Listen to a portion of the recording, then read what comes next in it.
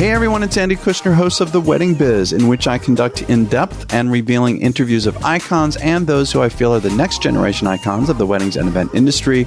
And this is all to give you education and inspiration. And I am still feeling so good about my trip to Dallas recently. I spoke for the Dallas chapter of WIPA and on enhancing the client's experience through entertainment. So that was really a blast. It was at the House of Blues. I do want to thank Dallas's WIPA chapter president, Mary Wright Shaw, and also director of education, John Kane Sargent, who did such a great job with all the logistics. Had a great time. And the day that this episode releases, I will be at special events in Las Vegas, where I'm giving 2 presentations, leveraging podcasts for your business as a marketing and educational tool. And then on another day, conversation with the stars, takeaways from the icons of the business, basically from all the interviews I've done in the past 2.5 years. So I'm very excited about that. So let me mention last week's episode. If you happen to miss it, it was with Jeanette Tabares and Jody Marraro of Evoke, an event planning and production company out of Washington, D.C. Jeanette is the chief creative director and Jody is a producer. However, it wasn't always like that.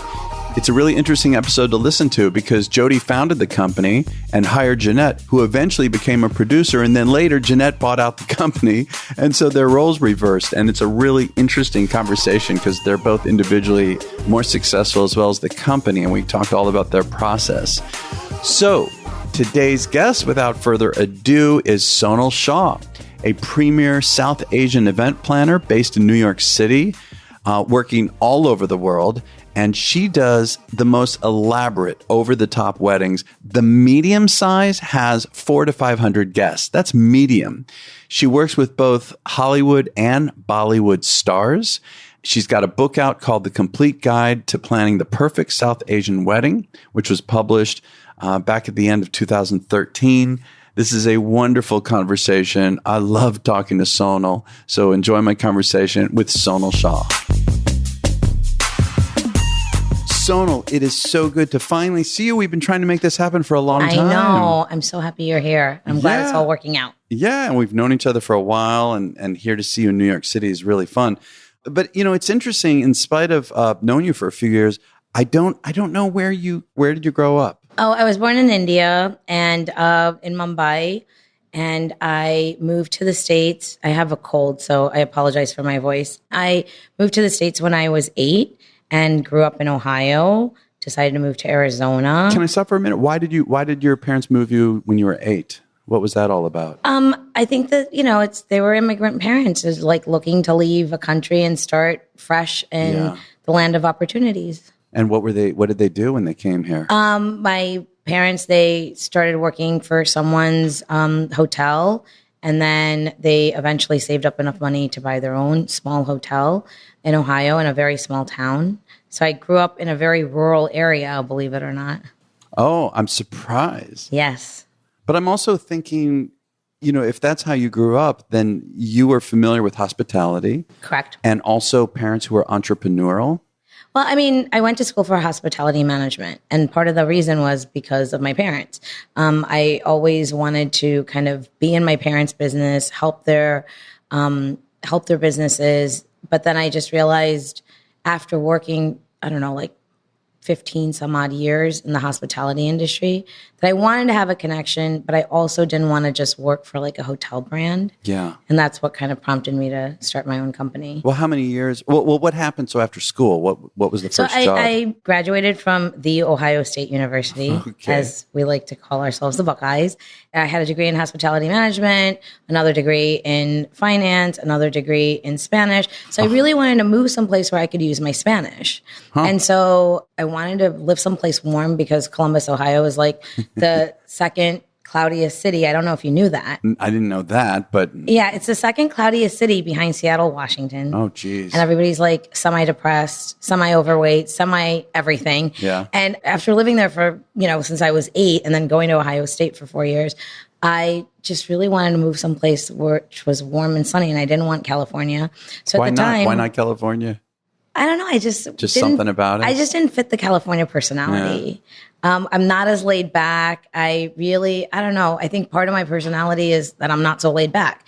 And every time my uncle lives there and every time I went there, I just felt like everything was on a different pace. Yeah. That I didn't really like. I don't know I can't put my finger on what I don't like about it. But anyways, so I decided to, and this is a funny story because my senior year, I was going to graduate early and I was like so done with living in Ohio and I always wanted to move someplace, like either warm or a big city.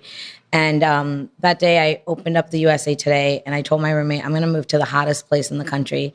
And that day it happened to be Phoenix, Arizona. It was 119 degrees. Don't tell me you moved. And then I moved there. Oh, come on, Sonal. Yeah. And I didn't really know anybody there. I didn't know anybody there. I didn't know anybody that It's not exactly the mecca of the event industry. No, correct. Although Scottsdale kind of has some stuff going on. Well, I mean, when I moved to Arizona, there was like nobody there. Yeah. I mean, there was like hardly any freeways there. Jeez. So, you're talking like 25 years ago, 30 years ago, I would say. So when I decided to move there was like nothing. But the nice thing is they were building tons of hotels out there, lots of hospitality things going on. And I think that that's really what kind of prompted me to be able to move there and get a job. And then I had like 360 degrees of sunshine. Yeah. All the time. Right. So I kind of got my wish. But you left. I did because I ended up, moving to New York. So when I graduated high school, I really wanted to move to New York. And my aunt lives in New Jersey. We used to come to New York all the time. I would cross the Verrazano Bridge, see the Twin Towers, see the hustle bustle of the city. And it was like so intoxicating. I don't know what it was. Talk to my parents, your typical Indian parents. And they're like, this is like pre-Rudy Giuliani, where, New York City used to be a very, very, very gritty, different. Yeah, it had an edge to it. Correct. It was very different. I kind of miss those days, actually. Well, I was only 18 at the time. And my parents were like, we'll take you there and walk you around NYU and Columbia and all that stuff. And then my dad's like, do you really want to move here? It's so dirty and it's so like busy and it's so not rural Ohio where we live. And I really loved it. But then I got a full ride scholarship to Ohio State. So instead of, my parents were immigrants, and instead of being greedy myself and being able to say like, no, Dad, you have to pay, $35,000 a year and send me to an out of state school, I was like, all right, I'll go to Ohio State. And that's how I ended up at Ohio State. And it was like one of the best decisions because I went from like living in a very, very, very small town to being thrusted into a campus with like 98,000 students. Yeah. I walked into math class for the first time. There was like 690 kids in there. In the lecture hall, right? Correct. And it was so different than anything that I had been exposed to. And it really, I think looking back at it now, I think it really helped me be the person that I am today. And then I was just like scared shitless. And I was like, oh my God, But how did it help you be the person you are today? Because you need to talk to people and you need to meet with different individuals and you need to communicate, and not everybody's exactly like you. And, there's athletes and like all these Asian kids that are like just stuck at the library. And then you're like, like I don't have an accent because I've been here since I was 8, but then I met all these other Indian kids and they're like, how come you don't have an accent? And I just didn't really know anything about my culture, really. We were the only Indian family in like a 80-mile radius of the town that we lived in. So it was very different growing up, where you had to kind of like explain your culture to everybody all the time. And like, what's Diwali? What are these festivals? And you kind of tried to be not who you are because, there's no other Indian kids. And then when I went to Ohio State, I just really learned it was okay to just learn more about my culture and learn about who I am and how my culture has affected me to be, and having it lead me to be the person that I am. But I didn't know any of this when I was growing up. Like I didn't know what a lot of Indian terminology was. I didn't know a lot of traditions. I didn't know. That's interesting. Yeah. And then that was part of the reason I think I wanted to move to one of the coasts, but especially New York, because, it's such a melting pot in the diversity, and everybody, like, people speak different languages, and there's like Ethiopian food, and there, it's like, it was just something that I was just not used to. And I think, it was breaking a box when I lived in that small town and moved to Ohio State, moving to like a bigger box, so to speak. And I learned a lot. And then moving across country to a completely different part of the US also was breaking another box and, exposing myself to other things. And it was, I think the takeaway for me was constantly meeting new people that were different and having to engage in conversation and not be shy and not, I think a lot of people are sometimes just not good at that. And I had to learn how to become good at that. I think it's a skill. I feel the same way. I was essentially pretty shy in the beginning. You would not think that now, but I do think that it's a skill and ability that we can learn if we're open to it. Correct. And if you're thrown into the right situation where you have to kind of, interact with a lot of different people that might not have the same belief system as you, or they might be at a different point in their life where they're, experimenting with other things. It was very different. And I think fast forward to now, all of that has kind of impacted how I meet people and how I get introduced to people and just willingness to be able to talk. Well, how did you come to start your company? I mean, what were you doing just prior to starting your own company? I worked for Marriott and for Starwood. And so I went through the whole like Marriott training program, and I essentially opened like 3 or 4 different properties for Marriott. I was part of their opening sales team in Arizona. And I basically did what I do now, but for a hotel chain. Yeah. So we would have brides and grooms come in. We would have, bar mitzvahs, bat mitzvahs. We would have to book the space, tour them around. And back in the day, you were sales and you were service. So you would book the client and then you'd have to help them with everything. Because back in the day, there was no such thing as an event planner. And I'm surprised that doesn't really stick anymore at hotels, where it's the same person, you develop that relationship and you're taking them all the way through the process.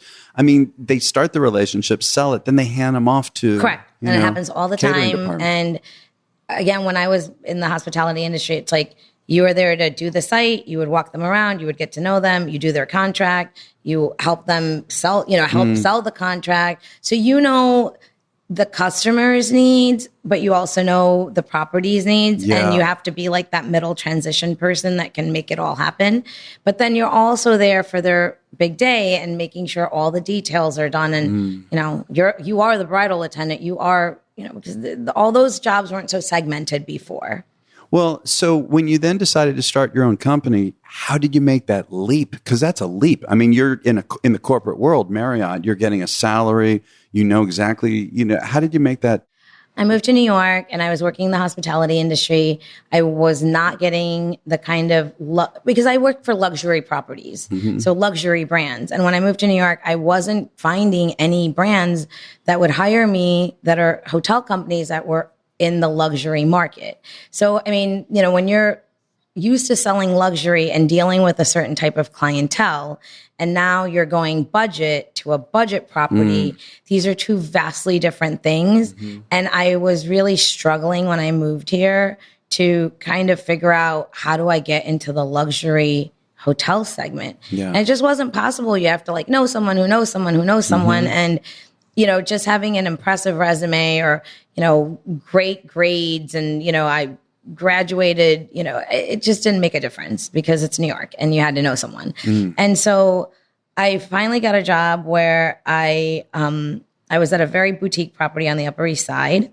And it was a great position that was offered to me. I started off doing sales and, this was a very boutique hotel, but they were charging $600 a night for a 200 square foot room. Yeah. And we'd have, multiple actors and actresses, Will Ferrell, Billy Zane, all these people would come through, and Nicole Kidman came and stayed there.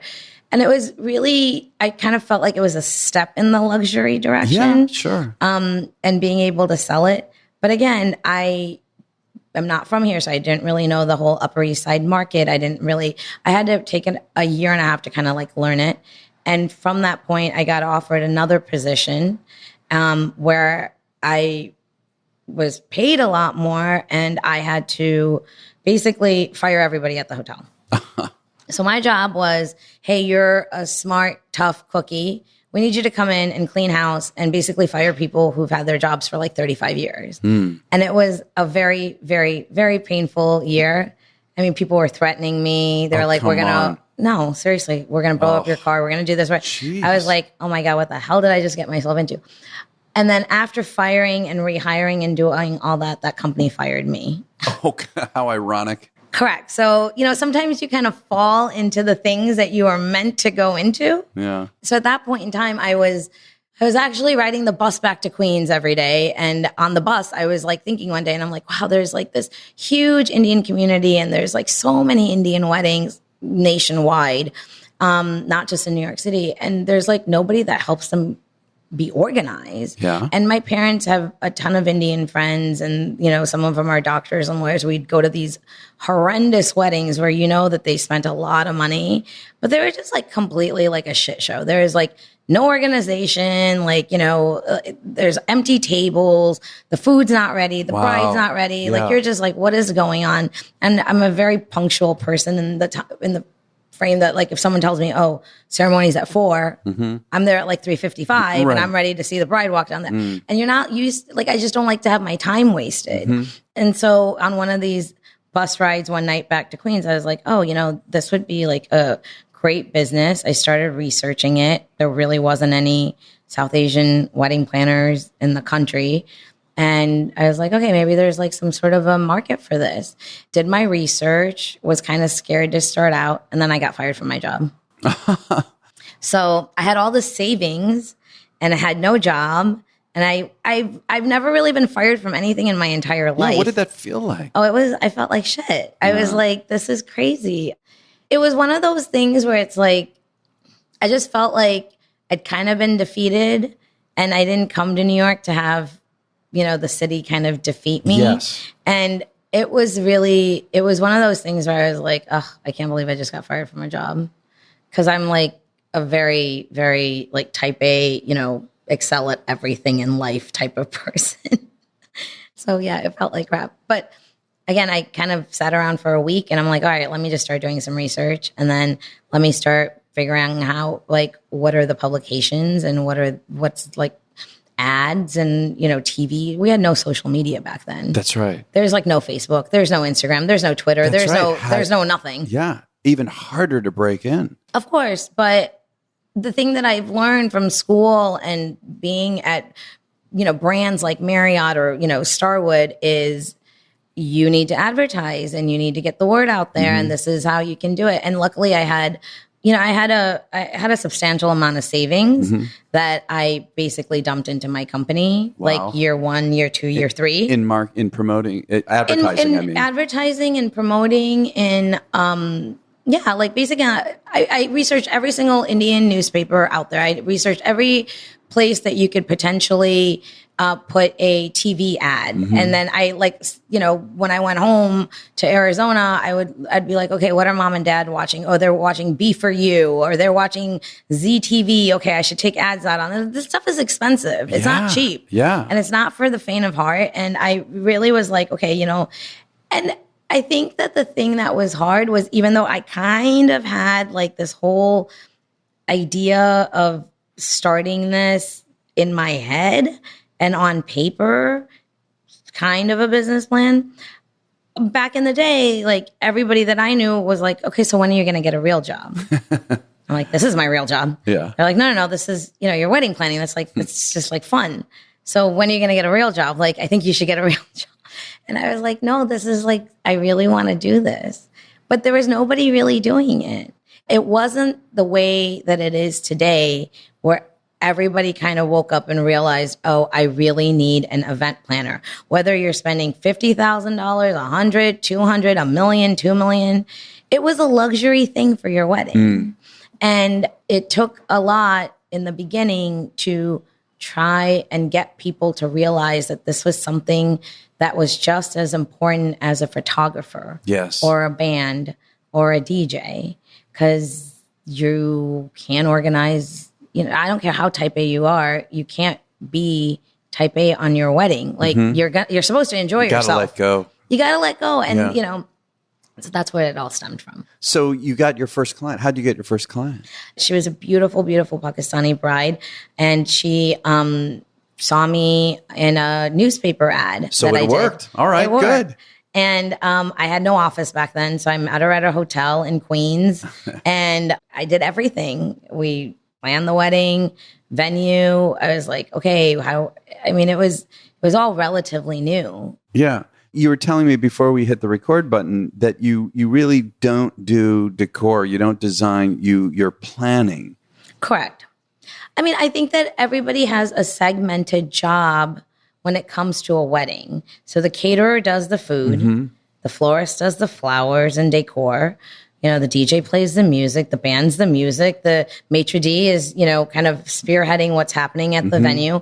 And my role is to be an event planner and manage your timeline. And we do these elaborate production schedules I'll show you. And our job is to execute those production schedules. So it's all about the details. But, people ask me, oh, can you help me design my wedding? I'm like, I would love to, but that's not what my forte is.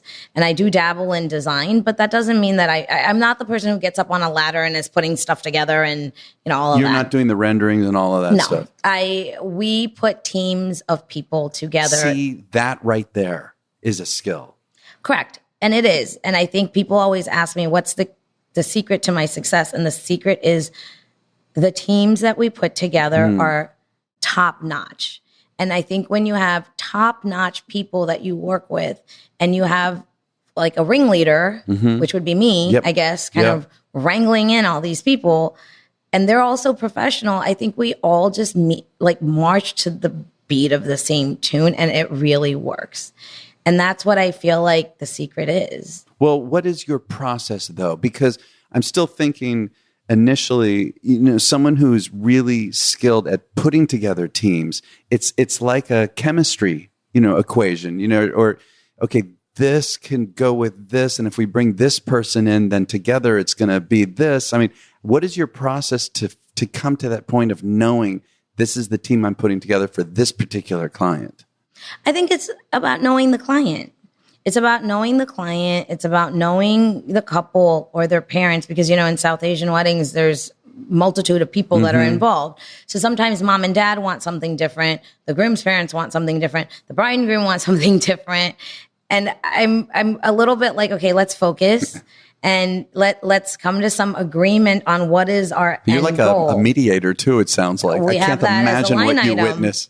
Oh, do you? What do you mean? What does it say? In our proposal, there's a line item that says mediation between parents and couples. It does say that. It really actually does say that. And and I tell, people laugh, but I'm like, you will not believe what we hear, what we see, or what we are, Give me one, Sonal. Come on, you got to give me a good one. I mean, we're dealing with different personalities, right? And sometimes, big personalities, I'm sure. Correct. Everybody has a big personality, from my job is to pay attention from what the aunt of the groom is saying to what the groom is saying to what the bride wants. And I'm such an advocate for our couple because I want their voice to be heard. I love that. So many times in any religion, often, the mother of the bride, it's getting to be more and more the couple. I know that naturally with how things are changing, being more empowered and all, but it's that I dealt with that. Correct. And I think everybody's opinion is great. And I think everybody has to have a say, especially if the parents are paying for it.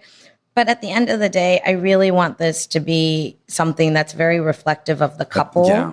And we kind of come to this common consensus on what are we doing? What are all of us doing collectively for this wedding?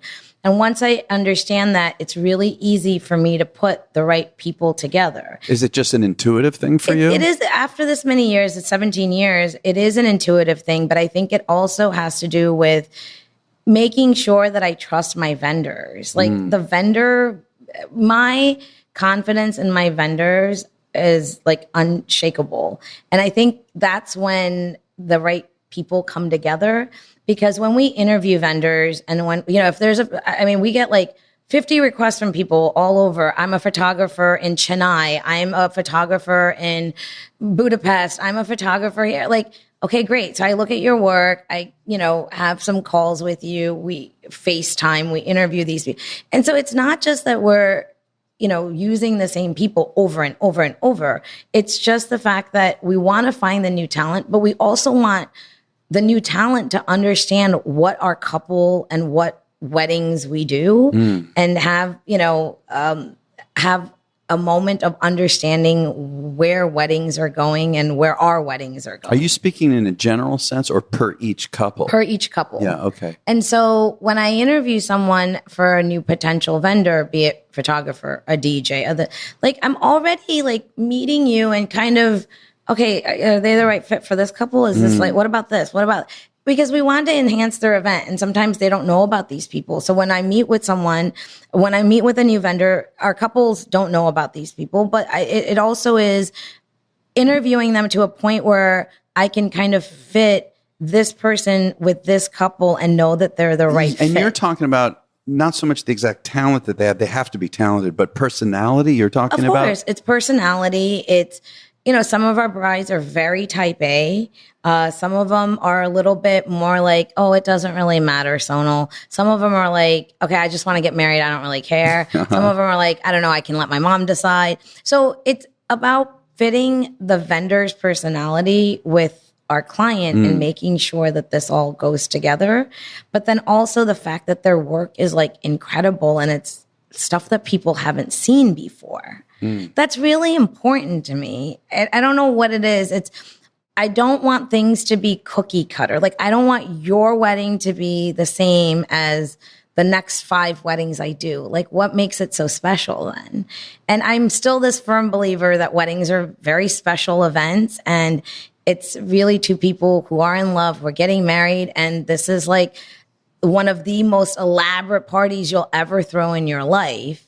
And I'm somehow put in charge of this. Yeah. So there's an enormous amount of pressure on us to make sure that everything is, even down to the bathroom attendant. I'm like, why the hell is her hair purple? Get her out of here. We need this. Because, this is the CEO of a company and the people that are going into even the littlest things I will notice. And I just think it's come from doing this for so long and knowing our clients, but it's also knowing what it's going to take to put on a successful event. There's a quote, I'm not sure if it was your website or somewhere else, where you said, there's more to just the glitz and glam of wedding planning. A lot of people think that planning a wedding means going to events and being a part of them, but being a successful wedding planner means getting your hands dirty, going above and beyond for your clients, and having a can-do attitude. Yeah, that's absolutely true. I mean, I have clients that are like, someone will come do a shot of tequila with us. I'm like, I can't, I'm working. Or, hey, join us on the dance floor. I'm like, oh God, do I have to? Because I'm not there to party. I'm not there to have a great time. I'm there to make sure that everything is done. And you've hired me for a job, and it's a very serious job. People are spending, upwards of $500,000 to $1 million on some of these events. And it's a tremendous, tremendous amount of pressure. And it would be great if I was just planning one wedding every year, but we're planning 25 of them. So, jeez, you're doing 25 at that level. Yeah, it's about 20 to 25 weddings. We've actually, we were doing a lot more before, and we've, as a company, had to make a very drastic change to make sure that we can only have a certain number of clients every year because of the amount of time that we spend. And it's really important to me to be able to talk to my clients almost every single day. And so, wow. Yeah, that's a huge commitment. That's a huge thing for me, is making sure that my bride's here for me every single day. And how far ahead for a typical Indian wedding are they booking? Year and a half, 2 years. Wow, Sonal, wow. Yeah, okay. I mean, we're already booking October, November 2021. 2020 is almost fully booked for us. Maybe a couple of weddings here and there. And then now we're booking, 2021 and 2022. Also, you're known for dealing with a lot of both Bollywood and Hollywood stars. What are some of the unique aspects involved with producing a celebrity's wedding? Is there a difference? I think that, first of all, with South Asian weddings in general, these are multiple days. So by the time the reception rolls around, I'm dead, because it's we're already 4 days into this process, right? Yeah. So day one, on Wednesday or Thursday, you're fresh, you're ready to go. By the time the reception rolls around, you're just imagine. And it's grueling. I have to tell you, I don't know if anybody's actually worked a South Asian wedding, been to a South Asian wedding as a guest. It's grueling for the guests. It's grueling for the couple. Yeah. It's, multiple days of parties. It's a lot of fun. It's from the morning to the night, late in the night, right? Late into the night. It's a lot of fun, but I just feel like, my God, I'm exhausted for the couple. Like I don't know how they do it. But so going back to that, this is like 3 or 4 days worth of a production, and it is a production, and it's basically apart from, in comparison to a Western wedding where it's one day, it's like one dress, one outfit, maybe 2 dresses. It's all on a Saturday, whatever. Maybe you have a rehearsal dinner on Friday. There's like decor, sound, lighting, food, menu, Wednesday, decor, sound, lighting, Thursday, decor, sound, lighting, everything for Friday. It's very daunting. But it's also very exciting because all of these days have to be different. Now you stick a celebrity into that. Yeah. And there's just like the magnitude is just, it just quadruples. Because they will do a lot of publicity for it, right? I mean, that's kind of part of it. Of course, there's a lot of publicity, but there's also a lot of the press, security, making sure things are not leaked out in advance because people want to know, So it's not just about what we're planning for them, but it's also the confidentiality of everything, knowing that your staff is very confidential and, it's not just about not putting things on social media. You can't even have a conversation about it. So I think that an understanding of that is really very, very important. And also, I mean, there's times that we can't discuss anything, because of the NDAs. And I really feel like the magnitude is just so much bigger when it's a celebrity. What about, aren't there more interracial weddings now too? Yeah, absolutely. I think probably in the last 7 or 8 years, we've seen a huge increase in, someone's Jewish, someone's Indian, someone's, Dominican, someone's Indian. I mean, we mainly deal with the South Asian community. So someone's South Asian in this equation, right?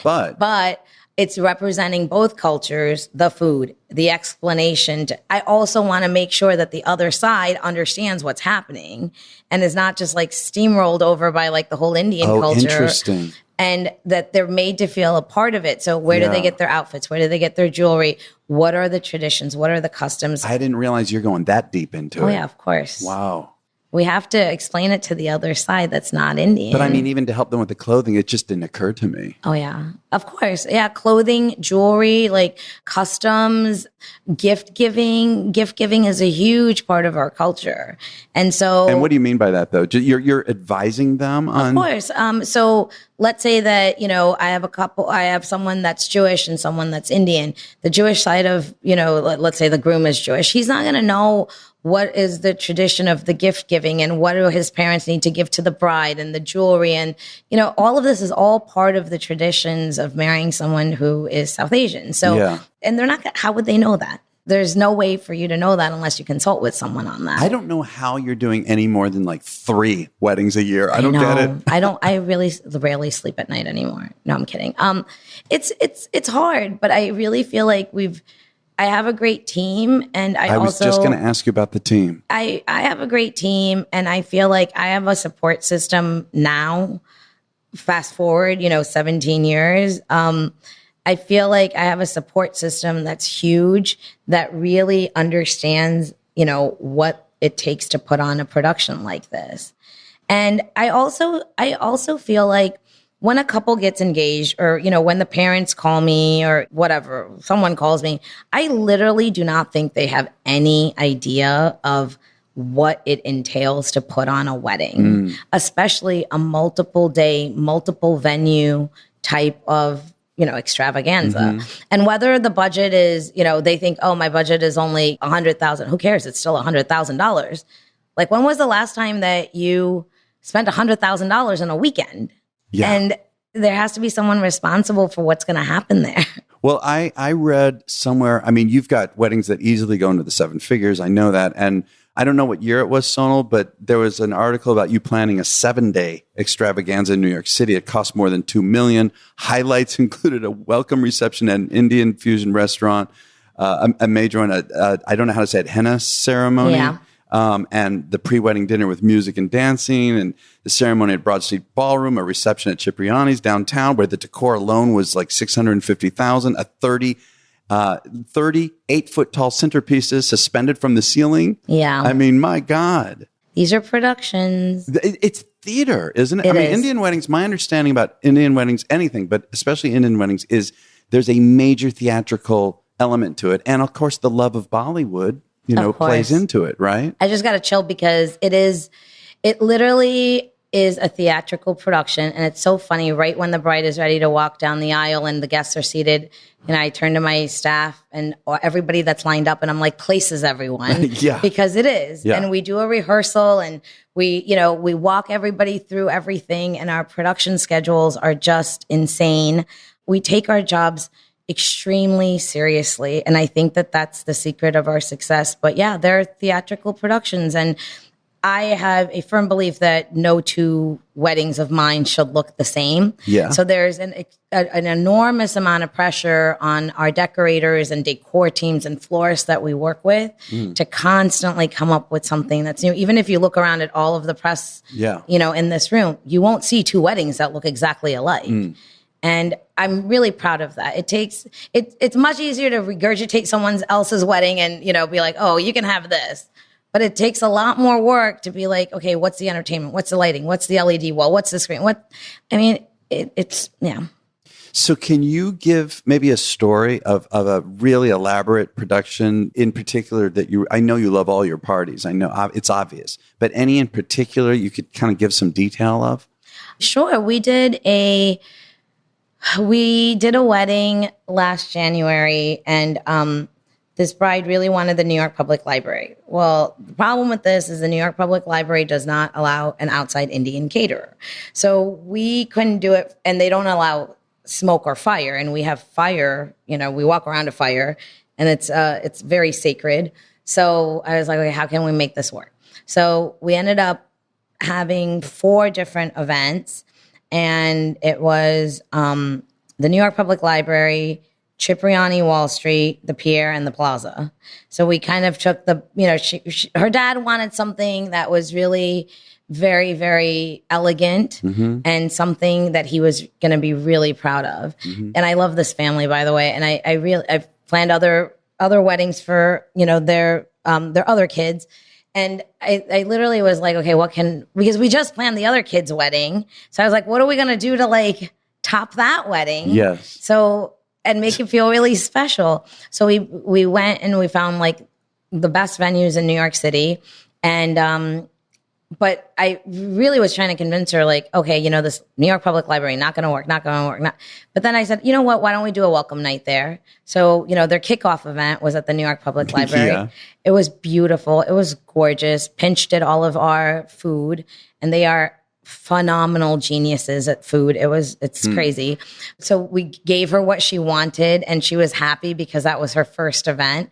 And it was great working at the public library. Then we went to Cipriani, completely different decor. But you got to understand, all these setups and all of this stuff is going on simultaneously. Yes. Yeah. So it's we're starting to set up in the New York Public Library, but then I also have to run downtown in order to check on that setup. Because even though that event is not till the next day, this setup is happening simultaneously. So, and then also the bride staying at the pier. So checking on her, and we had 9 staff members working that event. That's it? Yeah, we had, that's a lot. Oh, 9. I'm thinking for everything you're describing. I'm like, No. There was 9 of us. Okay. And, it worked out great. We had to shut down New York City streets next to the pier. What? The load in for the Plaza was crazy. And I worked with Design House Decor, who's one of our go-to decorators. And literally, I kind of left. I was like, there's so many details to pay attention to, and I would love to really spearhead the decor, but I can't because there were so many moving pieces for this wedding. And they did such a phenomenal job. And that's that emerald green wedding that is everywhere. Yeah. That's what they came up with. And it was one of those moments where I remember just bouncing around from venue to venue being like, oh gosh, this is crazy. But it all worked out. And it was a very proud moment, not just for me, but again, the entire team that we assembled from photo, video, DJ, hair and makeup, all of the venues. And it was literally like everybody had to be on point to get everything done. You know, I want to point out, I know people want to know this, that you have a book out, The Complete Guide to Planning the Perfect South Asian Wedding. It was published at the end of 2013. Yeah, I have to do a new version of that, but yes. Yeah, a new edition of it. Yes. And catch up. What would you add to it? What would be different? I mean, it's crazy because I look at that book. It took me 7 years to write that book, believe it or not. And I self-published it, and I look at those photos, even though it was only 2013, and all of those photos are like outdated. It's like what happens with decor and the wedding world, like every few years is just this complete 180. It's very, very different. And so definitely the pictures need complete rehaul. And then I think that I would add a lot more about, you know, being able to take time as a family. Like I don't have a chapter in there that really talks about, I don't know, spending time with your family, being able, I feel like. Are you talking about balance? Is that what we're talking about? Yeah, balance. I think that a lot of people that are planning weddings just lose focus and balance. Like I want the couple to still be a couple. Like I get it, you're getting married and this is like a huge weekend, but you still need to be a couple and you still need to take time for each other. And it's not just like all about wedding planning.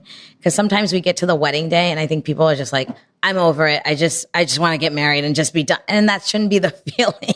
Yeah, I could see the way you're describing. The feeling should be like, oh my gosh, I'm marrying this person and it's like so amazing. But a lot of times it's just like, I just want this done and over with. And I'm like, okay, well, that's not the feeling we want you to have. We want you to be like, and I think it's about finding that balance and staying connected and making sure, you know, everybody gets along and everybody has a voice and you're still family at the end of the whole process. I love that. What about you? See, I almost thought you were heading in your direction of what do you do, Sonal, for balance? Do you have balance? Gosh, I do. You have a 5-year-old, right? I know that. Yeah, I travel a lot for work, but believe it or not, like I've always loved to travel. Always. Even when I work for the hotel brands that I work for, I used to travel like 18 days out of the month, always on the road.